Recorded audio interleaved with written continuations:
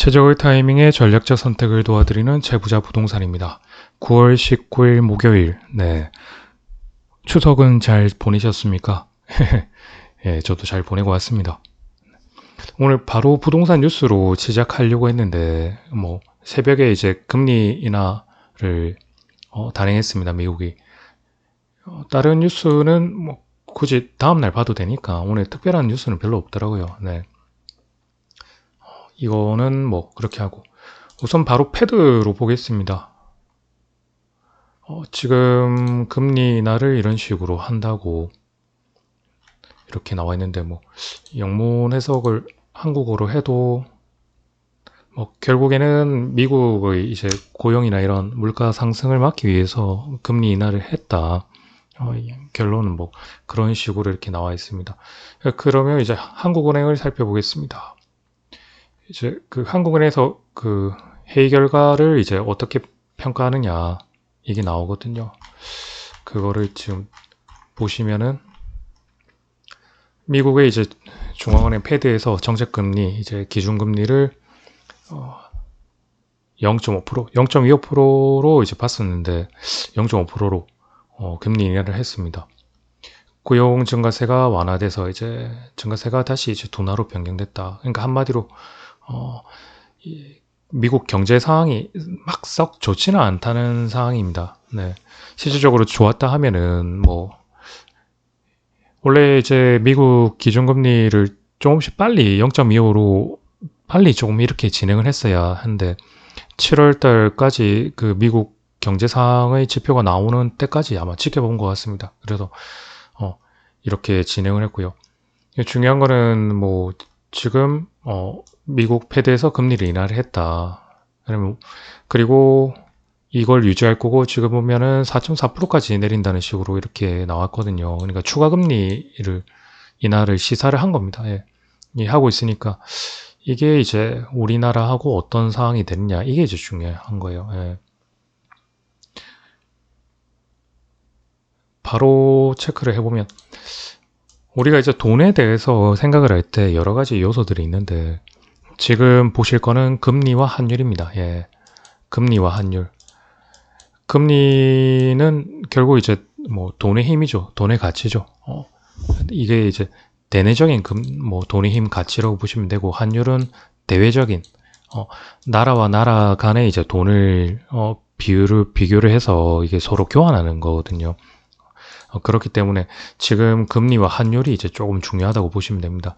그리고 앞서 이제 기사 뉴스 제가 이야기했을 때 그 각각 나라의 중앙은행이 있습니다. 금리를 결정하는. 네. 그게 우리나라는 한국은행입니다. 한국은행은 결국 시중은행한테 이제 돈을 빌려주고요. 그리고 금리를 정해서 이제 시중은행의 저축이나 아니면 대출 이런 금리를 이제 플러스나 마이너스 시켜가지고 이런 식으로 상품을 만들어냅니다. 그러니까 이 금리 시중은행이 그래서 이제 기업이나 이제 가게에 돈을 빌려주고 돈을 이제 예치를 하고 이런 식으로 하는 거죠. 미국도 마찬가지죠. 미국은 바로 패드입니다. 연방준비제도인데 연준이라고 보통 하죠. 조금 다른 상황인데 미국 이 행정부와 이제 미국 은행은 각각의 논의의 대상입니다. 그러니까 소위 말해서 각각 역할을 하는 거예요. 하나의 이제 통치를 받는 게 이런 식으로 아니고 미국의 역사를 보면은 소위 염주는 따로 이제 각 역할을 하는 겁니다. 그렇기 때문에 지금 예전에는 이제 미국 연준에서 정하는 대로 흘러갔는데 지금은 또 미국 정부가 행정부가 이제 환율이나 다른 지표를 움직여가지고 역할을 하기 때문에 서로 소위 말해서 이제 기본이 테이크로 움직이고 있어요. 우리나라 이런 부분이 조금 다릅니다. 의장은 이제 제롬 파월입니다. 많이 들어보실 거예요. 파월 하는데 그리고 이 미국 금리나 이런 것들을 정하는 게 이제 FOMC라서 회의를 45일마다 엽니다. 그래서 어제 오늘이죠. 오늘 새벽에 이제 발표가 났어요. 결론은 뭐냐? 미국 물가를 상승을 억제하기 위해서 이제 우리나라 국제 이런 상황을 볼 때 0.25%를 인하할 거라고 생각했는데 0.5%를 비컷을 했습니다. 지금. 그리고 앞서 말씀드린 대로 이제 지금 보시면은 4.4%까지 내려가려고 한다. 그 말은 지금 계속 내려야 되거든요. 지금은 4.75에서 0.5로 지금 유지를 하고 있으니까, 예, 지금 결국 추가 인하를 시사한다고 말한 거죠. 이게 이제 왜 중요하냐. 미국 금리가 이제 바꾸게 되면, 경제는 지금 한 나라 자체만 움직이는 글로벌 시대잖아요. 모든 게 다 연관돼 있잖아요. 예. 우리나라에 있는 사람이 미국 주식을 살 수도 있고, 미국에서 이제 물건을 받을 수도 있고, 뭐, 하물며 기업도 그렇게 하는데, 일반인도 이제 그렇게 하는데, 기업까지 이렇게 연관돼 있습니다. 그러니까. 그리고 우리나라에 뭐, 지금 보시면은, 뭐, 연금이나 이런 것들 다 투자가 또 들어가 있고, 이런 식으로 본다 하면은 다 연관돼 있어요. 그래서 미국이 이렇게 금리를 인하를 하면 우리나라의 금리와 특히 또 환율이 이제 문제가 되는 겁니다. 예상은 지금 환율은 아마 떨어질 겁니다. 왜냐면 지금 미국이 뭐 돈을 풀었다기보다 금리 자체를 인하를 하면 달러가 이제 가치가 떨어져요. 그러니까 달러가 약세가 됩니다. 이 말은 이제 1달러를 살 때 우리나라가 만약에 뭐 1,700원을 줬다 이런 식으로 하면은 지금은 한 1,300원 하니까 1달러 가치가 이제 떨어지는 겁니다. 그러니까 1달러를 이제 많이 확보를 어떤 면에서는 안 할 수도 있고 어떤 면에서는 확보를 더 할 수도 있는데 결국은 우리나라가 환율이 이제 떨어집니다. 자동적으로. 네. 이런 것들이 있으니까 환율이 떨어진다는 말은 미국의 이제 달러를 조금 겁내지 않고 투자나 아니면 물건을 사기가 좀 더 편해진다는 말이겠죠. 그래서 사실 그런 걸 볼 때 미국 자체보다는 코스닥 우리나라 국내 주식은 올라갈 가능성은 사실은 큽니다. 근데 이게 어떻게 될지 모르겠어요, 사실. 예. 이 수치적 상황이나 아니면 뭐 경제적인 상황만 본다면 주식이 올라가는 게 맞는데 이게 조금 애매합니다. 지금 상황에서 올라가지 않을 가능성이 있어요. 우리나라 경제 상황이 썩 좋지는 않거든요. 그리고 보통 이런 식으로 되면 뭐 우리가 환율이 떨어지고 미국 금리가 떨어지고 환율이 떨어질 가능성이 크니까 뭐 물건 사오는 게 좀 쉬울 거 아닙니까? 우리가 뭐 채소나 고기를 사올 때 옛날에는 뭐 1,700원을 뭐 그런 식으로 1달러에 얼마를 줬다 하면 지금은 떨어질 가능성이 크다 보니까 달러가 약세가 되니까 돈을 적게 주고 이제 물건을 사올 수 있는 거예요. 그러면 이제 우리가 물건을 좀 더 편하게 사올 수 있으니까 사실 물가는 떨어지는 게 맞습니다. 근데 지금 뭐 기업 자체나 이런 데서 물건을 싸게 사온다 하더라도 실제 이제 시장에 내놓는 가격을 떨어뜨릴 가능성은 별로 없습니다. 예. 그렇기 때문에 물가가 유지되거나 아니면 계속 상승할 거예요. 그래서 우리나라 물가는 계속 상황이 좀 안 좋습니다. 이런 상황이에요. 이런 상황. 그렇기 때문에 시장 상황이 이렇다 보니까 우리 한국은행이 자체적으로 금리를 인하를 하는 게 맞아요. 인하를 해서 이런 부분들을 좀 조율을 해주고 그 기업이 투자를 할 수 있게끔. 왜냐면 지금 달러가 이렇게 떨어지고 한다 하면은 미국 쪽으로 이제 투자나 이런 것들이 많이 몰려갈 가능성이 크거든요. 그렇다면 우리나라는 우리나라에 투자를 할 수 있는 상황을 만들어주기 위해서는 금리 인하를 해줘야 되는 겁니다. 그리고 뭐 세금 자체도 뭐 법인세나 여러 가지 이런 세금을 이제 줄여주고 해야 되는데 그 부분은 조금 뭐 아직 상황이 안 되기 때문에 우선은 금리 인하를 하는 게 맞습니다. 그런데 이제 금리 인하를 지금 당장 바로는 못할 것 같아요. 한다 하더라도 미국이 이제 그 금리를 올렸을 때 우리나라도 같이 계속 올리고 유지를 하는 상황이 됐으면 모르는데 우리나라가 장기적으로 참 상황을 본다면 3.5%로 계속 유지를 했었거든요. 예. 계속 3.5로 계속 유지를 했기 때문에 이거를 따라가지는 않았어요. 예. 원래는 좀 더 한 3.7이나 4.0까지 올라갔어야 되는 겁니다. 근데 그렇게 올라가면 사실 뭐 경제가 망하는 상황으로 흘러가다 보니까 너무 위험한 상황으로 흘러가니까 올리질 못했는데 그래서 이제 미국이 금리 인하와 이제 고용 이런 거 물가를 보고 우리나라도 이제 금리 인하를 하려고 했는데 근데 이제 상반기 때 특히 부동산 시장에 이제 뭐 돈이 유동성이 흘러갔고 거기에 이제 특히 대출이 예상치를 넘어서는 식으로 거의 뭐 한 몇 배가 더 많이 이제 대출이 돼버렸어요. 그래서 지금 상황에서 금리를 인하를 하게 되면 뭐 저축금리뿐만 아니고 결국 이제 대출금리를 이제 조율해야 되거든요. 대출금리를 조율하게 되면 이 대출금리를 떨어지니까 결국 사람들이 돈을 많이 빌릴 거 아니에요. 그래서 빌리는 게 이제 기업 입장에서는 PF 등 여러 가지 사항을 볼 때 대출금리를 줄여준다 해야 사실은 뭐 살아남을 가능성이 큽니다. 지금 후반기 때까지 PF 관련해서 여러 가지 문제가 많았었는데 계속 후반기까지 밀렸던 이유가 이 미국의 금리 인하를 보고 계속 유예를 시키고 계속 상한을 미뤘던 거거든요. 근데 가게 입장에서는 지금 금리가 인하가 안 된 상황에서 지금 서울 여러 가지 수도권의 집값 때문에 주담보대출, 특히 가계대출의 거의 뭐 80%가 주담보대출이기 때문에, 그리고 지방도 마찬가지입니다. 지방도 대출을 일으켜서 웬만큼 뭐 실거주나 투자가 많이 들어갔습니다. 이런 상황이 이제 금리 인하가 딱 되면은 바로 부동산으로 흘러 들어가겠죠.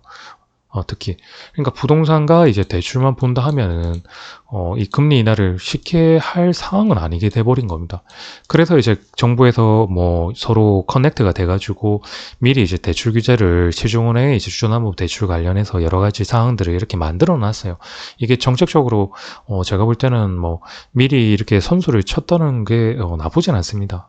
그래도 근데 이게 소위 말해서 표현이 그렇지만 첫 끝발만 있지 사실 이게 유지되긴 어려워요. 유지되기는 어렵습니다. 이게 어느 정도 익숙해지고 완화되고 하게 되면 결국 대출을 할 사람들은 하게 됩니다. 그리고 아까 전 뉴스에도 말씀드렸지만 이 대출 규제와 상관없는 사람들이 더 많습니다. 예. 그래서 이제 결국 금리 인하를 했을 때 이제 대출금리도 인하가 될 텐데 이게 얼마만큼 할지 은행들한테 지금은 뭐 푸시는 넣어놨거든요. 지금 대출 규제해서 뭐 주담보대출을 다 올려놓고 그 다음에 신용대출도 다 올려놓은 상황이에요. 이런 상황입니다. 그래서 결론은 지금 팩트는 연방이 이제 패드에서 뭐 지금 0.5 B컷을 했습니다. B컷을 지금 했고 추가금리 인하 시사를 했는데 우리도 지금 환율이나 뭐 주식이나 물가나 이런 상황들 때문에 특히 부동산과 가계대출을 본다 하면 인하를 하는 건 맞는데 어느 정도를 할지 뭐 0.25식으로 뭐 흘러갈 수밖에 없겠죠 아마. 근데 이게 어느 시점에 9월 10월쯤에 9월 말 10월쯤에 아마 할 것 같긴 한데 아니면 정말 뭐 연말까지 갈 수도 있습니다. 연말까지 정말 갈 수도 있고 이 선거나 이런 것들 보고 또 움직일 가능성이 미국 대선뿐만 아니고 여러 가지 상황 보고 움직일 가능성도 있고 하지만 이제 기대 심리는 뭐 중요한 거는 제가 말씀드렸듯이 수요와 공급과 심리입니다. 예, 심리는 지금 이미 인하가 됐기 때문에 우리 인하를 한다고 이제 우리도 인식을 했어요. 그렇다 하면은 지금 이 대출금리 그러니까 금리 인하를 통해 대출금리를 통해서 지금 부동산과 대출 쪽 말고 다른 쪽으로 이제 기업 쪽으로 흘러가서 이 내수 경제가 돌아가는 식으로 해서 금리 물가를 이제 하락 유지 및 좀 떨어뜨리는 역할을 해야 되는데 지금 이런 상황이 아마 안 되고 부동산으로 흘러갈 가능성이 아주 큽니다. 아마 그래서 기재부나 이런 데에서는 뭐 물가 인하를 빨리 하는 보고 하라고 아마 뭐 좀 푸시는 넣겠죠. 그리고 기재부 쪽에서는 아마 또 뭐 발표를 할 겁니다. 뭐 아마 대통령실에서도 물가를 인하하라는 식으로 이제 액션을 취할 거예요. 근데 한은에서 바로 내일 당장 하진 않을 겁니다. 그러니까 그렇다 하는 상황이 이런 상황입니다. 그래서 예, 부동산의 입장에서는 이 결국에는 금리 인하가 시사가 됐기 때문에 금리 인하를 했고 그리고 우리도 금리 인하를 할 수밖에 없는 상황으로 흘러왔기 때문에 지금 부동산 쪽으로 홀로 들어올 겁니다. 그렇다면 지금 어떻게 될 거냐. 결국 수도권 쪽으로 흘러갈 거고 아마 뉴스나 이런 데 보면은 금리 인하로 인해서 이제 투자나 실거주 이런 기사들이 많이 나올 거예요. 그러니까 집을 사라는 기사들이 계속 쏟아져 나올 겁니다. 예. 그리고 이제 주변에 이제 전문가들도 그렇고 여러 가지 분들도 그렇고 지금이 이제 타이밍이다 하는 말을 많이 하실 겁니다. 근데 틀린 말씀은 아니에요. 틀린 말씀은 아닌데 지금 상황은 다시 이제 지금 매도 측은 특히 수도권 같은 경우는 물건을 많이 걷어들이고 지금 많이 이제 상황을 지켜볼 겁니다. 근데 매수 측은 또 지금 상황을 보겠죠. 예. 매도와 매수 결국 이제 수요와 공급인데 금리 인하와 이제 금리 인하에 따른 수요와 공급과 심리입니다. 부동산은 특별한 심리. 심리는 지금 집살 분위기로 흘러 들어왔어요. 지금 상황이 지금 안 될 뿐이지 규제가 조금만 익숙해지고 금리 인하되고 풀리기만 하면 아마 수도권 쪽으로 흘러갈 거고 수도권에 이제 상급지는 이제 사실은 뭐 큰 의미가 없고요. 지금 들어가는 거는 뭐 일반 이 뉴스를 듣는 분들 중에 뭐 상급지로 들어가실 분은 없을 것 같고 경기도 이제 상급지에 대한 이야기들, 그 다음에 이제 GTX 관련해서 상기 신도시 이런 것들, 그 다음에 이제 지방 같은 경우는 뭐 결국 일기 신도 노후화 도시 이런 것들이나 아니면은 뭐 역세권 주변의 지방, 그래도 아마 6억대 물건들 신축 물건들이 좀 많이 했을 거예요. 그래서 아마 신축 물건들 9월 달쯤에 특히 이제 강원도 쪽이나 이런 데 쪽 물건들 뭐 이 신축 물건들을 아마 많이 사라는 식으로 할 거고 많이 이제 베팅이 들어갈 것 같습니다. 제 생각에도 그런 물건들 미분량이 조금 줄어들지 않나 싶고, 근데 이게 이제 장기적으로 제가 말씀드린 대로 시간이 지났을 때 결국엔 이 집값이 올라서 나의 이제 재산권을 지켜주는 역할을 할지 아니면 오히려 이제 발목을 잡을 역할을 할지, 이게 옥석 가리기가 이제 중요한 겁니다. 그리고 수요와 공급은 흘러가고, 이런 뉴스들은 내일 또 이야기 드리도록 하겠습니다. 오늘 뉴스는 미국이 금리 인하를 했다. 0.5 인하를 했다. 추가 금리 인하 시사를 할 거다. 우리나라는 이제 환율이 지금 떨어진 건 맞죠. 이제 바로 변동금리, 변동환율 체계로 볼 때는 뭐 결국 환율제로 본다면 환율은 떨어진 거 맞는데 주식이 올라가야 되는데, 주식이 올라가고 경제가 돌아가는 상황으로 해서 이제 주식으로 돈이 흘러가야 되는데 지금 그런 식으로는 안 흘러갈 것 같고요. 물가도 마찬가지. 물가도 기업 쪽에서 해서 물가를 안정시키고 정부 쪽에서 이렇게 유지를 해야 되는데 그런 식으로 안 되고 물가는 계속 상승될 것 같습니다. 그렇다면 이제 인하를 하는 게 맞는데 부동산으로 흘러가고 대출, 특히 가계대출이 너무 이제 많아질 것 같으니까 규제는 해놓은 상황이지만 금리 인하를 갑자기 바로 크게 그리고 하지는 못할 것 같아요. 이런 상황입니다. 결론은 뭐 금리 인하가 되면 심리는 이제 부동산 쪽으로 흘러왔기 때문에 투자처가 더 많고 결국 이제 매도위 쪽으로 조금씩 더 흘러가는 상황으로 흘러갈 겁니다. 그리고 수도권 쪽으로 흘러갈 것 같고요. 지방 쪽에 이제 알짜 물건들이 조금씩 흘러갈 것 같아요. 이런 식입니다. 시청해 주셔서 감사합니다. 채부자 부동산이었습니다.